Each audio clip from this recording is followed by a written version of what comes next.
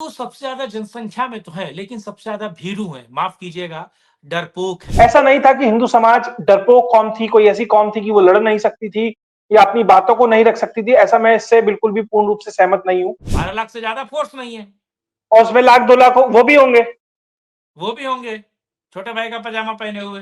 दो भाई हैं और वो हैदराबाद के, वो किस तरीके से कहते हैं कि 15 मिनट के लिए पुलिस हटा लो, उसके बाद देखो क्या होता है। जो राजा भैया ने कहा बिल्कुल सही है। संपूर्ण हिंदू समाज को शस्त्र और शास्त्र दोनों का ज्ञान होना चाहिए। कहा जाता है कि हिंदुओं को लोहा लेना चाहिए। मैं कह रहा हूं, क्या तुम्हारे घर में लोहा लेने के लिए लोहा है? कोई भी देवी देवता उठा लो, एक हाथ में माला एक हाथ में भाला दिखेगा। क्या हिंदुओं के अंदर बीमारी है और उसका अंत कैसे होगा? नमस्कार, मैं कुमार श्रीकांत आपका स्वागत कर रहा हूं और आज बात बहुत महत्वपूर्ण मुद्दे को लेकर। आज बात इस देश के सर्वाधिक सबसे ज्यादा जनसंख्या वाले लोगों को लेकर, हिंदुओं को लेकर। और हिंदू सबसे ज्यादा जनसंख्या में तो है, लेकिन सबसे ज्यादा भीरू है, माफ कीजिएगा, डरपोक है। हिंदू सबसे ज्यादा डरते हैं और ये बात लगातार जब उन पे प्रहार होता है तो वो पीठ दिखाकर भागते हैं, क्योंकि सदियों से, या फिर कहा जाए कि पिछले 70-80 सालों से भी ज्यादा समय में हमारे नसों में एक तरीके का भय, एक तरीके का भय के मारे छुपना या भाग जाना, भीरूपन जिसे कहते हैं, वो डाला गया है। और इस बात पर आज मैं चर्चा करने वाला हूं राजा भैया के एक बयान को लेकर।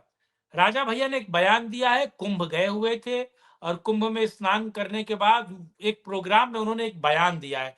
पहले मैं उस बयान को आपको सुनवाता हूं, उसके बाद मेरे साथ शिवम जुड़े हैं, शिवम से चर्चा करेंगे कि आखिर ये बयान क्या कुछ कहता है, क्या हिंदुओं के अंदर बीमारी है और उसका अंत कैसे होगा। और आपको पता है कि दो भाई हैं और वो हैदराबाद के, वो किस तरीके से कहते हैं कि 15 मिनट के लिए पुलिस हटा लो, उसके बाद देखो क्या होता है। उसके बाद वो कहते हैं कि सिर्फ 15 मिनट के लिए पुलिस हट जाएगी, उसके बाद हिंदुओं को, वो एक तरीके से आप समझ सकते हैं मैं क्या कहने वाला हूं। उसको लेकर विरोध हुआ, बवाल हुआ, कोर्ट कचहरी सब कुछ हुआ। कुछ लोगों ने कहा कि हम 5 मिनट में निपटा देंगे, लेकिन राजा भैया एक बड़ी बात कहते हैं, जरा उस बात को सुना जाए। रघुराज प्रताप सिंह कुंडा से विधायक हैं, जरा वो क्या कह रहे हैं उसको सुने, फिर बात करते हैं। नाम बिना लिए हम कहेंगे कि ये हैदराबाद का एक नेता है, उसने कहा कि 15 मिनट में पुलिस हटा दो तो 15 मिनट में पता चल जाएगा। हम सभी लोगों ने ये बयान सुना हो। ऐसा नहीं लगता कि काफी हद तक हम सामने चाहे जो कहें, लेकिन अगर हम बैठ के गंभीरता से सोचें तो ऐसा नहीं लगता है कि काफी हद तक उसकी बात सही है। अगर ऐसा हो जाए तो लगभग आधा हिंदू एक झटके में साफ हो जाएगा। है क्या हमारे पास? हम लड़ेंगे किस चीज से? हमने इकट्ठा क्या किया है? ये विचार करने की बातें हैं। न हम वंश वृद्धि कर रहे हैं, न हम शस्त्र संचय कर रहे हैं। इन समस्याओं पे हमको, आपको, सबको इस कुंभ में सम्यक चिंतन करना है। शिवम, आपने ये सुन लिया और किस पस मंजर में बात की गई ये भी आपको समझ में आया। योर फर्स्ट रिमार्क, क्या ये गलत नहीं कह रहे हैं? मुझे तो सही लगा, क्योंकि जो आज की हालत है वो इस बात को बयां भी कर रही है। जी, श्रीकांत जी नमस्कार, आपके सभी दर्शकों को जय श्री राम। देखिए, राजा भैया ने जो बात कही मैं उससे आंशिक रूप से जय जय बिल्कुल श्री राम। जी, मैं जो राजा भैया ने जो बात कही मैं उससे आंशिक रूप से सहमत हूं। देखिए, पहले तो आपने एक बात कही कि किस तरीके से जो हिंदू समाज है वो डरपोक हो गया, तो उसका एक पहले कॉन्टेक्स्ट समझा जाए। ऐसा नहीं था कि हिंदू समाज डरपोक कौम थी, कोई ऐसी कौम थी कि वो लड़ नहीं सकती थी या अपनी बातों को नहीं रख सकती थी। ऐसा मैं इससे बिल्कुल भी पूर्ण रूप से सहमत नहीं हूं। हमने वो दौर भी देखा किस तरीके से राजा राजा चोल ने किस तरीके से पूरे साउथ एशिया पे अपना राज किया, किस तरीके से ललित आदित्य मुक्तापीठ ने कैस्पियन सी तक राज किया। अब लोग कहें, मतलब एक बड़ा विस्तारवादी साम्राज्य हिंदू समाज ने खड़ा किया है। अब लोग कहेंगे आप इतनी पुरानी बातें क्यों कर रहे हैं? ऐसा नहीं है। हिंदू समाज ने अब तक जहां जहां कोशिश की गई उसका प्रतिकार करने की कोशिश की गई, लेकिन जिस तरीके से सिस्टमेटिक रूप से, खासकर पिछले 70-75 सालों में, उससे पहले अंग्रेज थे फिर मुगल थे, जिस तरीके से हिंदू समाज की कंडीशनिंग की गई जानबूझकर, खासकर अंग्रेजों के समय के बाद से, उसका कारण है कि ये हिंदू समाज वहां पहुंच गया है। हिंदू समाज आज हनुमान जी वाली स्थिति में है।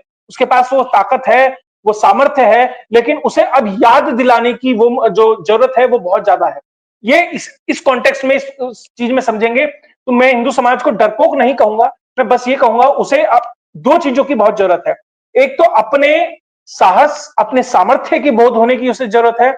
साथ ही जो दूसरी महत्वपूर्ण चीज है, अपना शत्रु बोध होने की जरूरत है। जिस दिन हिंदू समाज उस शत्रु बोध को और सामर्थ्य बोध को समझ जाएगा, उस दिन ऐसे बयान देने वाले ये दो भाई जिनका जिक्र चल रहा है, उन्होंने एक छोटे वाले ने कह दिया था कि भैया 15 मिनट के लिए पुलिस हटा दो तो हम देख लेंगे। अब उसका तर्क तो ये भी आता है गोधरा में भी हटाई थी। अगर उन्हीं के तर्क माने तो गोधरा में तो हटाई थी, मुजफ्फरनगर में भी नहीं थी। फिर बताइए क्या क्या हुआ था।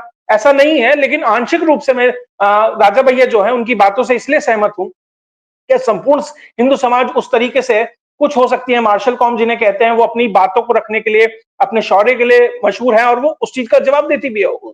अभी चैनल वीडियो से पहले आपसे जब बात हो रही थी तो उत्तर प्रदेश में मुजफ्फरनगर में वो देखा गया था। लेकिन यहां सवाल महत्वपूर्ण ये है कि क्या संपूर्ण हिंदू समाज वो उस तरीके से तैयार है क्या लड़ने के लिए? नहीं।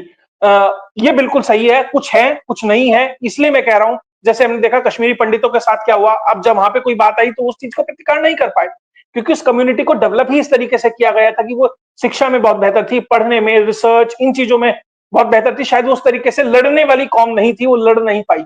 अब यही कोई घटना पंजाब में, हरियाणा में, पश्चिमी उत्तर प्रदेश, राजस्थान में हो जाए तो शायद वो प्रतिकार कर पाएंगे। तो इसलिए मैं कह रहा हूं कि जो राजा भैया ने कहा बिल्कुल सही है। उनकी दो चीजें बहुत महत्वपूर्ण है। क्या शस्त्र का ज्ञान दिया जा रहा है? बिल्कुल नहीं दिया जा रहा। क्या जो जनसंख्या वृद्धि है उस पर जोर दिया जा रहा है? बिल्कुल नहीं दिया जा रहा। साथ ही मैं यही कहूंगा कि हिंदू समाज को अगर आगे रहना है, सस्टेन करना है, बढ़ना है, तो संपूर्ण हिंदू समाज को, कुछ स्पेसिफिक जातियों को नहीं, संपूर्ण हिंदू समाज को, कुछ स्पेसिफिक राज्यों को नहीं, संपूर्ण हिंदू समाज को शस्त्र और शास्त्र दोनों का ज्ञान होना चाहिए। क्योंकि देखिए, जिन व्यक्ति की आपने बात की, राजा भैया, राजा भैया के लिए मशहूर है, कुख्यात है, विख्यात है कि किस तरह का उनका रौब है, दबदबा है, सब कुछ है। बिल्कुल, यानी कि वो शास्त्र से संपन्न है, लेकिन वो व्यक्ति पढ़ा लिखा भी है, वो इन चीजों को समझ भी रहा है। शस्त्र कहां कब चलाना है, ये ज्ञान के साथ जब यूज होता है तो बहुत जरूरी है। आपने देखा जो दूसरा तरफ है, वहां सिर्फ उस उत्पाद को, उस दंगा को भड़का सकता है, उसके लिए वो जहनी, उसकी जो ज्ञान है वो नहीं है, वो मिस होता है। इसलिए वो देखिए किस तरीके से कट्टर हो जाता है। इसलिए मैं हिंदू समाज के लिए कहूंगा, शस्त्र और शास्त्र दोनों का ज्ञान हो, वो जब चीजें आगे बढ़े तो बेहतर है। और उनकी बात से आंशिक रूप से सहमत हूं, लेकिन कहीं कहीं हिंदू समाज प्रतिकार करता है, लेकिन पूर्ण रूप से क्या पूरा समाज तैयार है? नहीं। इसलिए मैं कहता हूं, बहुत वैलिड पॉइंट उन्होंने उठाया है, मैं उससे पूर्ण रूप से सहमत हूं। और कुंभ ये ऐसी जगह है जहां हर अखाड़े, हर तरह का साधु संत, हर तरह का हिंदू समाज का प्रतिनिधि करने वाला, छोटे वर्ग से लेकर बड़े वर्ग तक का व्यक्ति वहां उपस्थित है। वहां बैठकर एक कॉन्शियस डिसीजन लिया जाए, वहां बैठकर यह तय किया जाए कि आने वाले समय में हिंदू समाज को किस तरह की दिशा देनी है इन लोगों के द्वारा। क्योंकि इन लोगों का करोड़ों करोड़ों हिंदू समाज पे एक इन्फ्लुएंस है। कोई किसी मठ को चला रहा है, कोई किसी अखाड़े को चला रहा है, कोई किसी आश्रम को चला रहा है। वो मैसेज दिया जाए कि किस तरीके से पॉलिटिकली हिंदू समाज कॉन्शियस हो, किस तरीके से सोशली कॉन्शियस हो, किस तरीके से शास्त्र और शस्त्र के साथ आगे बढ़े, किस तरीके से अपनी जनसंख्या वृद्धि के ऊपर कंट्रोल करे। और ये नहीं कि बस 10-10, 12-12 बच्चे करें। ये जरूरी है कि उन 10-12 बच्चों को किस तरीके से एक योग्य नागरिक बनाएं, योग्य तरीके से उन्हें आगे बढ़ाएं, वो लड़ने में भी सक्षम हो, वो तर्कों में भी सक्षम हो, वो सिर्फ और सिर्फ भीड़ तंत्र का हिस्सा ना बन जाए। तभी ये राष्ट्र हो, ये समाज हो, हिंदू समाज हो, पूरी दुनिया हो, उसके लिए कोई कंट्रीब्यूशन कर सके। ये बहुत जरूरी है। और मैं आपको एक और उदाहरण बता दूं, हिंदू समाज के साथ सबसे बड़ी दिक्कत क्या हुई है, मैं उसे कंपेयर करता हूं यूरोपियन समाज से। द्वितीय विश्व युद्ध के बाद हमने देखा किस तरीके से यूरोपियन समाज के अंदर एक गिल्ट कॉन्शियस भर दिया गया कि देखिए आपकी वजह से ये सब कुछ हुआ, उसकी वजह से पूरा यूरोपियन समाज आज लड़ने में सक्षम नहीं है। आप देखिए जितनी भी यूरोपियन कंट्रीज हैं, उन्होंने लगभग अपनी सेनाओं को त्याग दिया है। वो या तो अमेरिका के कैंप में चली गई हैं, या रशिया के कैंप में चली गई हैं, या चाइना के इन्फ्लुएंस में आ गई हैं। वही स्थिति भारत के अंदर हुई, अलग तरीके से हुई। उसी तरीके से संपूर्ण हिंदू समाज को धीरे धीरे धीरे धीरे कंडीशनिंग करके इस कम्युनिस्ट शिक्षा पद्धति ने, कांग्रेसी पॉलिटिकल सिस्टम ने यह बताना शुरू कर दिया कि आपकी वजह से मुसलमान परेशान है, या आप मत लड़िए, आप सिर्फ पीस का पैगाम दीजिए। वो सब हिंदू समाज पे जो बोझ है वो लाद दिया गया। उसकी वजह से धीरे धीरे ये लोग गंगा जमुनी तहजीब जैसे नारों में फंस गए, या फंस गए कि भैया बहुसंख्यक और अल्पसंख्यक वाले मुद्दे में फंस गए। मैं बहुसंख्यक अल्पसंख्यक को नहीं मानता, मैं ये मानता हूं जो 15 मिनट की बात कर रहा है वो दूसरा बहुसंख्यक है, वो जिस समाज की बात कर रहा है वो दूसरा बहुसंख्यक है। अल्पसंख्यक अगर कोई है तो सिख है, जैन है, पारसी है, ये अल्पसंख्यक है। मुसलमान भारत में अल्पसंख्यक नहीं है। तो निश्चित तौर पर जिस तरीके से वो बात की जा रही है, राजा भैया बिल्कुल सही कह रहे हैं। वो ज्ञान, वो शस्त्र का ज्ञान हो, वो सब चीजें देनी जरूरी है और ये अक्रॉस द बोर्ड सबको देना बहुत जरूरी है। और ये जरूरी है कि वो हिंदू समाज कॉन्शियस हो, ना ही सिर्फ पॉलिटिकली बल्कि जुडिशरी में भी अपना दम रखे, जुडिशरी में भी अपना दखल रखे, ताकि कल को ऐसा ना हो किसी राज्य सरकार के दबाव में कोर्ट ये कह दे कि 15 मिनट का बयान देने वाले व्यक्ति को हम बरी करते हैं क्योंकि जिस फोन से वीडियो बनाई गई थी साहब वो फोन नहीं मिला। आप अजब गजब तर्क देखिए उस व्यक्ति को छोड़ने के लिए। कहा कि जो ओरिजिनल फोन था वो फोन नहीं मिला इसलिए हम उसे छोड़ देते हैं ताकि वहां पर ऐसी घटनाएं घटित ना हो, ताकि ऐसी घटनाएं घटित ना हो कि शेखर यादव जैसे जज जब अपने समाज के बारे में बात करें, जब भारत के संविधान के बारे में बात करें तो सुप्रीम कोर्ट ये ना कहे कि साहब इन्हें महाभियोग चलाया जाए, इनसे सवाल पूछे जाएं, ताकि जब कल जाकर कोई इलाहाबाद हाईकोर्ट मुख्तार अंसारी जैसे लोगों के ऊपर एक्शन ले तो सुप्रीम कोर्ट उस पर विपरीत टिप्पणी ना करे। तो जुडिशरी हो, पुलिस हो, एडमिनिस्ट्रेशन हो, यानी कि जुडिशरी, एग्जीक्यूटिव, लेजिस्लेटिव, हर तीनों जगह हिंदू समाज जाए तो अपने आप को असर्ट करे। हमने देखा जब मुस्लिम समाज का कोई जज बनता है, कोई पुलिस वाला बनता है, कोई नेता बनता है तो अपने समाज के लिए काम करता है। तो ये जरूरी है कि वो जब हिंदू वहां पर जाए तो वो भी उस चीज को ध्यान रखकर, जातिवाद से ऊपर उठकर, पॉलिटिकल पार्टियों के इन्फ्लुएंस से ऊपर उठकर समाज के लिए काम करे। ये भी बहुत जरूरी है। तो जब इन सारी चीजों को, सारे सजेशनों को एक क्रम से आप एक माला में पिरोएंगे तब जाकर कहीं हिंदू समाज खड़ा हो पाएगा। और राजा भैया ने जो बात की कि आधा समाज खत्म हो जाएगा, हाँ बहुत हद तक नुकसान होगा लेकिन आधा खत्म हो जाएगा ये तो मुझे थोड़ी सी अतिशयोक्ति लगती है। हाँ लेकिन राजा भैया ने जो बात उठाई जी। उसमें वैलिड पॉइंट है जी। नहीं, बात कहा जाता है कि हिंदुओं को लोहा लेना चाहिए। मैं कह रहा हूं क्या तुम्हारे घर में लोहा लेने के लिए लोहा है? अब मेरी बात समझिए। और देखिए मैं और आप जो हम आगे की अब बातचीत कर रहे हैं वो सांकेतिक भाषा में बात करेंगे। सीधे तौर पर हम नहीं बोलेंगे लेकिन दर्शकों से अनुरोध है कि वो उसे समझे। आपके पास सब्जी काटने वाला जो चाकू है वो 2 इंच के ऊपर का नहीं है। सरकारी तौर पर, कानूनी तौर पर 6 इंच के नीचे का जो औजार है वो आप रख सकते हैं। नारियल काटने के लिए, सब्जी काटने के लिए बहुत सारी चीजें हैं। और दूसरा चीज है, अगर उस सबको भी हटा दिया जाए तो लठिया रखना क्या अपराध है? आप सोचिए कानूनी तौर पर। और उसको भी हटाइए। मैं कह रहा हूं अगर आपके पास 4 पैसा है और आपको लगता है कि आप इस लायक हैं तो क्या आप सरकारी तौर पर गन का लाइसेंस भी नहीं ले सकते? मैं बात कर रहा हूं क्या लोहा लेने के लिए आपके पास लोहा है? क्या आप इस लायक हैं? हिंदुओं को लगातार कमजोर बनाया गया है इस देश की सत्ता शासकीय प्रणाली ने।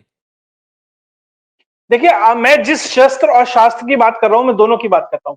शस्त्र की बात है, आपने सांकेतिक भाषा में बात की, मैं सीधा कहता हूं कि हिंदू समाज का व्यक्ति डीएम होता है, नहीं देता साहब, जरूरतमंद को भी लाइसेंस नहीं देता। हमने इस सरकार में देखा है जहां जरूरतमंद हिंदू है वो अपनी बात रखता है, उसे आधिकारिक रूप से सरकारी तौर पर लाइसेंस नहीं दिए जा रहे, तो कहां से वो अपनी रक्षा करेगा? और सरकार पे जिम्मेदार हो जाता है जब समाज, और जब एक्शन होता है तो सरकार भाग जाती है। संभल जैसी, आप देखा हमने, संभल जैसी घटनाएं तो हो, मतलब एक बिरला उदाहरण है जहां सरकार जाके शायद खड़ी हो गई उस समाज के साथ और बचा लिया। इसके अलावा मुझे तो कहीं एग्जांपल नहीं दिखता कि सरकार खड़ी हुई हो। दूसरी बात, मैं जिस शास्त्र की बात कर रहा हूं, आप अपने घर के बच्चों को वो शिक्षा दें कि भैया आपका शत्रुबोध कौन है। आपके घर की, आप अपनी बेटियों को सुरक्षित नहीं रख पा रहे साहब, वो बैठ किसी और के पीछे एक्टिवा पे बैठ के, बाइक पे बैठ के चली जाती है। जब तक आप उन चीजों को कंट्रोल नहीं करेंगे तो ये हथियार और ये सब तो बड़ी बड़ी बातें हो गई साहब। जब आपके बच्चे आपका साथ नहीं देंगे, किसी की बाइक पे, गाड़ी में बैठ के चले जाएंगे, उस हथियार के होते हुए आप क्या करेंगे? उस जनसंख्या के होते हुए क्या करेंगे जब जनसंख्या ही पीछे चल देगी? तो उससे जरूरी है कि अपने बच्चों को ये समझाएं कि भैया आपकी लड़ाई किससे है, दूसरे की सोच क्या है। आपकी सोच जो है बहुत अच्छी है, भैया सर्वधर्म संभाव है, ये है, वो है, सब कुछ है, क्या दूसरा भी ऐसे सोचता है क्या? सर्वधर्म संभाव जब चलता है जब दूसरा भी ऐसा ही सोचे, वरना सर्वधर्म बड़ा भाव बन जाता है वो, जिसे खाने के लिए दूसरा खड़ा है। इसलिए ये बात भाईचारा, इक्वलिटी पे चलेगी। वो भाई हम भाईचारा है। चाह रहे हैं, तो बात ये है। इसलिए मैंने सिर्फ शस्त्रों से आगे बढ़ के उस शास्त्र, उस ज्ञान, उस पारिवारिक ज्ञान की बात की ज्ञान का मतलब ये नहीं कि आपको गीता रामायण ही आनी चाहिए, आपको एहसास हो अपनी शक्तियों का, आपको एहसास हो शत्रु का, उसकी कमियों का, उसकी उपलब्ध मतलब उसकी जो प्लस पॉइंट है उनका, तब जाकर आप उससे लड़ पाएंगे। कोई सेना जब लड़ने जाती है सबसे पहले दूसरे खेमे की जानकारी इकट्ठा करती है। क्या वो जानकारी हमारे पास है? क्या हमें पता है कि उनकी मस्जिदों में क्या पढ़ाया जाता है? क्या हमें पता है कि उनकी किताबों में क्या लिखा है? क्या हमें पता है कि जिस व्यक्ति के साथ हम खड़े हैं उसकी सोच क्या है? उसका उदाहरण हमने कश्मीर में देखा। दोस्तों ने हिंदू कश्मीरी पंडितों को मारा, क्या वो हमारे साथ नहीं हो सकता? क्या आपके शस्त्र घर में रखे रह जाएंगे, आप उठाने के लिए जा भी नहीं पाएंगे, उससे पहले आपका दोस्त आपका जो भी है उस समय में जो भी हो सकता है वो कर सकता है। तो शस्त्र और शास्त्र दोनों का समागम हो, और ये बात हमारे देवी देवता बताते हैं। कोई भी देवी देवता उठा लो, एक हाथ में माला एक हाथ में भाला दिखेगा। साहब आप वहीं से सीख लो, देवी देवताओं से ही सीख लो। राजा भैया की ना सुनो, मोदी की ना सुनो, योगी की ना सुनो, शिव जी की सुन लो, माता की सुन लो, हनुमान की सुन लो, राम की सुन लो। जी।